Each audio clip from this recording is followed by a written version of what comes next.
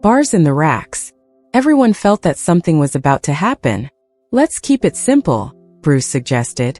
"You try to touch me, that's all. Touch me with a clean shot. If you can do it, I admit that size is everything. If not, you might consider that there are other factors besides mass." Arnold let go a genuine laugh, not a mocking one, cruel, but of someone who finds the InView 0020 TFTXX78 UI6 anal equipment that moved hot air from one side to the other, while men giants lifted weights that seemed impossible. Arnold Schwarzenegger in 1973. He was not yet the actor who would conquer Hollywood. He was the absolute king of bodybuilding, four-time Mr. Olympia consecutive since 1970. His physique was considered perfect. Anatomical. Shoulders like mountains, chest which looked like Greek warrior armor, arms that measured more than 45 centimeters, back so wide that when I walked sideways he barely fit through the doors. 107 kilograms distributed with almost symmetry mathematics. And most importantly, Arnold, I knew he was the best. He wasn't empty arrogance. It was confidence built on years of dominance, absolute in competitions where nobody the closer it got. In that world, in that temple of muscle and mass, size, it was everything. The bigger it was, the more respect. The more weight you lifted, the more you had credibility. And Arnold, being the bigger, more symmetrical, more dominant, had built all his philosophy around a simple idea. Muscle is power, size is force, mass is the domain. Anyone that he didn't have the physique to back it up. His words simply didn't matter in Gold's Gym. Bruce Lee arrived that day almost without warning. He wasn't a regular member, no. He trained there regularly, but I'd heard about the place. I knew it was where the best bodies in the world are they were forging, and I was curious. Furthermore, Bruce was always obsessed with different types of training, no only martial arts. He studied boxing, fencing, weightlifting, isometrics, electrostimulation, any method that could give him physical advantage.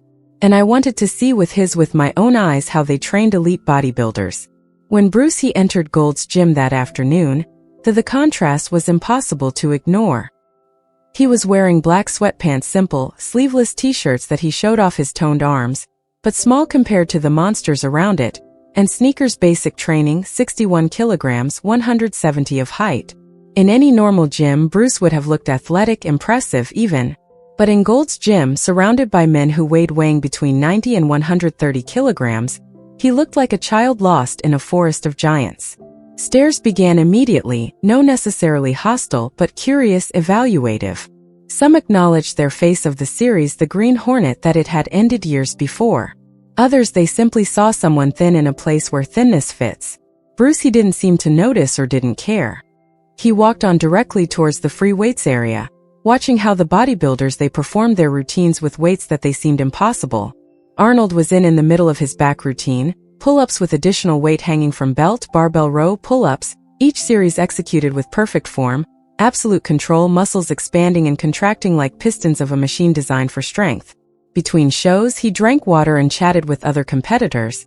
And it was then that he noticed Bruce watching him from a few meters away. His first reaction, it wasn't negative. It was genuinely curious. Arnold had seen all kinds of people at Gold's Gym, from beginners to professionals, but I rarely saw someone so thin observing with such intensity. He approached with a towel over his shoulder, still breathing slightly heavy, her latest series, and with that smile confident that it would become her brand personal decades later, extended the hand. Arnold Schwarzenegger said with his thick accent. Bruce shook his hand. There was a moment when Bruce Lee recognition. Arnold had heard the name. I vaguely knew that Bruce was some kind of arts instructor, martial arts. Perhaps he had seen something of their work in television, but for Arnold that was entertainment, not athletics. Real athletics was measured in weights lifted, in muscle mass built, in a size that dominated physically any space. And Bruce, regardless of who they were in their field, here at Gold's Gym, I simply didn't have it, the physique that Arnold respected instinctively. The conversation started amicably. Arnold he asked what brought Bruce to Gold's Gym. Bruce explained his interest in different training methods, how he studied anything that could improve their condition, physical attributes and combat capabilities. Arnold he nodded, but there was something about his language, body language, that betrayed condescension, not malicious, but the kind of condescension that comes from someone who genuinely believes he is at a level completely different physical appearance. And then Arnold said something that he probably didn't mean to sound that way, derogatory as it sounded. Looking at the physique Bruce's, his slender arms, his chest flat compared to the standards of Gold's Gym, Arnold commented almost coincidentally, "You're too small. If you want real strength mass, you need muscle." Arnold flexed his biceps coincidentally, the peak rising like a mountain of meat. "This is power." There was a moment of silence. Those who were nearby and had heard, they stopped their conversations. Some expected that Bruce might be offended. He might leave. He might argue. But Bruce he smiled. Not a mocking smile, but a smile of someone who has heard that opinion 1,000 times sometimes and it doesn't bother him anymore because he knows something others don't know. "Power to what?" Bruce asked calmly. "Arnold." He seemed confused by the question. "Everything, to dominate, to be the most strong so that no one can defeat you physically." Bruce nodded slowly, as if processing the philosophy behind those words. "And what if I told you I could beating you without being your size?" The smile Arnold's was expanded, not maliciously, but with the absolute certainty of someone who has heard empty challenges his whole life. "It would be interesting to see it," he replied. Still without having taken it completely serious, Bruce looked around. The gymnasium was full of attention. Other conversations had dismissed. Those who were lifting weights, they had left the bars in the racks. Everyone felt that something was about to happen. "Let's keep it simple," Bruce suggested. "You try to touch me, that's all. Touch me with a clean shot. If you can do it, I admit that size is everything. If not, you might consider that there are other factors besides mass." Arnold let go a genuine laugh, not a mocking one, cruel, but of someone who finds an absurd but entertaining situation. "Do you want me to try to hit you?" Bruce, he nodded. "Just one clean hit. You have 7 seconds. If you touch me, I won't." "I feel like without 7 seconds you win." The specific number caused some those present exchanged glances. 7 seconds. It was enough time for any normal person will throw several blows. For someone of that size, and the range should be more than sufficient. They moved to a more open area of the gym. It wasn't a ring, just the space between machines where there was something of an empty floor. Bruce took off the shoes, remaining barefoot on the cold concrete. Arnold took off his shirt, revealing the physique that had won 4 consecutive titles of Mr. Olympia. The contrast was film. Arnold appeared to have been built by Greek sculptors, every muscle defined to the point of perfection anatomically. Bruce looked, in comparison, almost ordinary, defined, yes, but without the mass, without the size. It commanded respect in that environment. Someone had a watch with a stopwatch. It was offered to count to 7 seconds. Arnold positioned himself in position. Arms raised, hands open. It wasn't her intention to hurt Bruce, just touching it, showing the point. Bruce stopped about 2 meters away from distance, hands at your sides, posture completely relaxed. For the observers, it seemed that Bruce it wasn't even ready. There was no guard. There was no visible tension, only calm. "Ready," said the man with the stopwatch. Arnold smiled confidently. "Begin." And then the 7 seconds began that Arnold Schwarzenegger would never forget. Second 1. Arnold advanced with a step long. Its range was significantly larger than Bruce's. He extended his arm right, trying to touch the shoulder of Bruce. His hand pierced the air where Bruce had been a fraction of a second earlier. Bruce had moved just enough, sliding laterally as if the ground beneath them feet had no friction. Second 2. Arnold adjusted by turning his body to face Bruce. Again he launched his left hand, this time trying to touch the chest of 1910. Bruce again. Bruce wasn't there. He didn't jump. He didn't run. He simply slid out of reach with a movement so minimal that Arnold had miscalculated the distance. Second 3. The frustration began to appear on Arnold's face. It should have been easy. Bruce was smaller, slower in appearance with no advantage obvious physics. Arnold progressed further aggressively, trying to use their mass to close the distance, extending both hands to increase the area of reach. Bruce pivoted on his foot rear, her body rotating out of the line of attack, while the hands of Arnold passed within inches of his face. Second 4.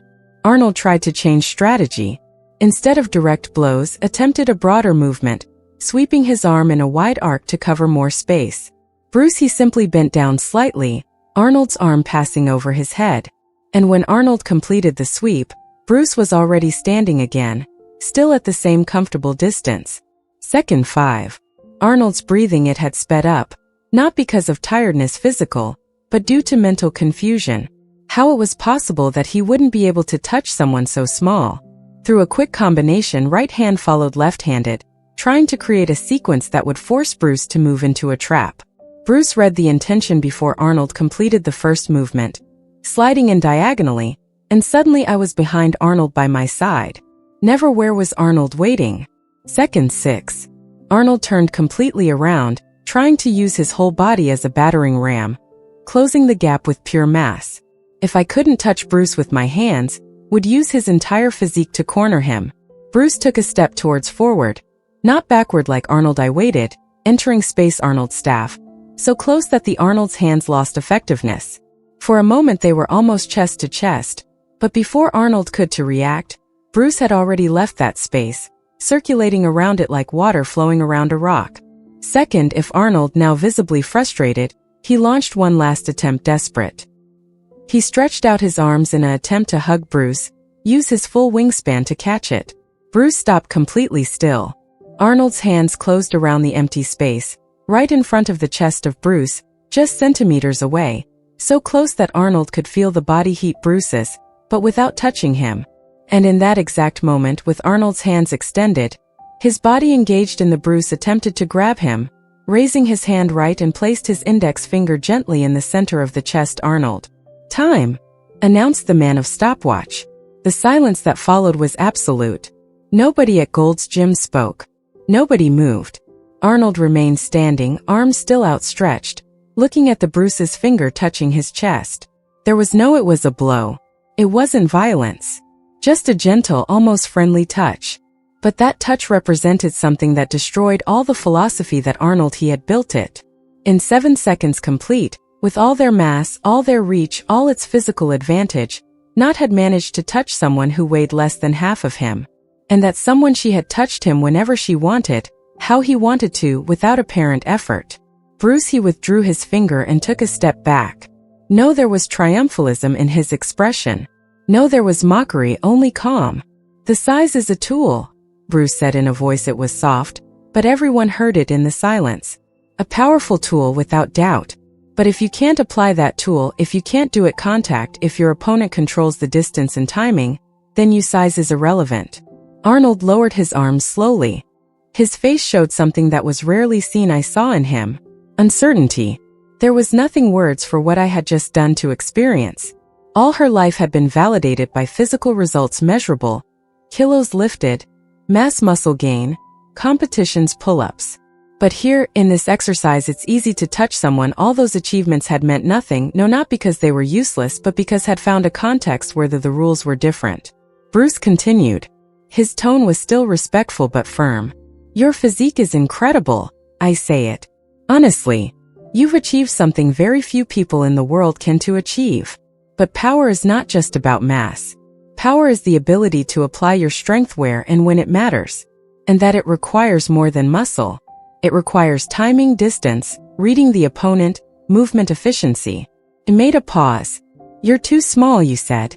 But small compared to what? Compared to your standards.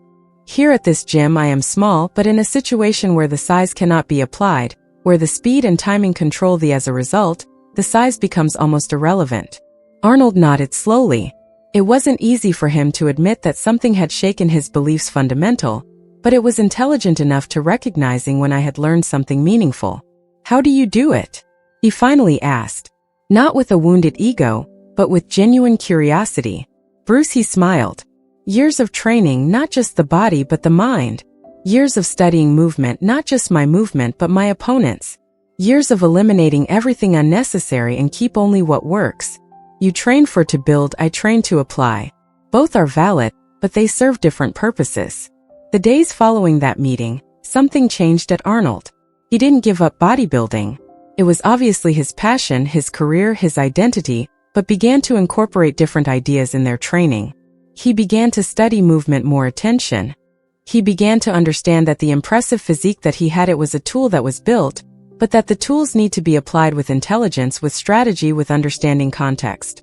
And when years then Arnold moved to the movie theater of action, when he had to choreograph fight scenes, when he had to moving in ways that bodybuilding he had never taught her pure.